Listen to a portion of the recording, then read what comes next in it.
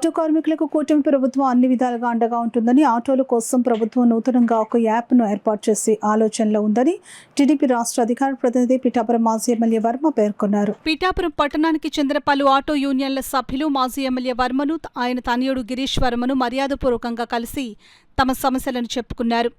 ఈ సందర్భంగా ఆటో డ్రైవర్లను కూటమి ప్రభుత్వం ఆర్థికంగా ఆదుకున్నందుకు కృతజ్ఞతగా మాజీ ఎమ్మెల్యే వర్మకు, గిరీష్ వర్మకు ఆటో యూనియన్ సభ్యులు ధన్యవాదాలు తెలియజేశారు.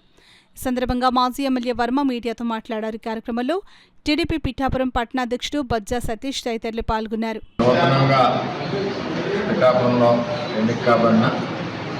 Auto union committee Govind president ఆధ్వర్యంలో ఆ కమిటీ నాయకులందరూ కూడా రావడం జరిగింది. ఏదేమైనా ఎప్పుడు కూడా తెలుగుదేశం పార్టీ ఆటో యూనియన్లతో కలిసికట్టుగా ఎప్పుడు కూడా రాజకీయాల అతీతంగా వారి సమస్యల మీద ఎప్పుడు వెళ్తూ ఉంది. 2018లో అప్పుడు వీటి పడి ఇబ్బందులు ఏదైతే పోలీసుల నుంచి హెరాస్మెంట్ ఉందో లైసెన్స్ మీద లైసెన్స్ అలా కాదు, దాన్ని ఏదైనా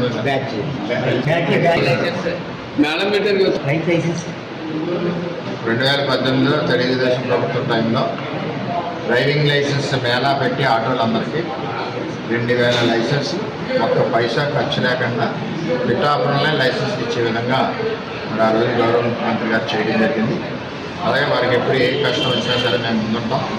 మరి నూతనంగా ఎన్నిక కాబడిన కార్యవర్గ సభ్యులు, ప్రెసిడెంట్ అందరూ కూడా మరి మరింత చేరువుగా ప్రజలు ఉండే విధంగా మేము ఎప్పుడూ మీకు అండగా ఉంటాం.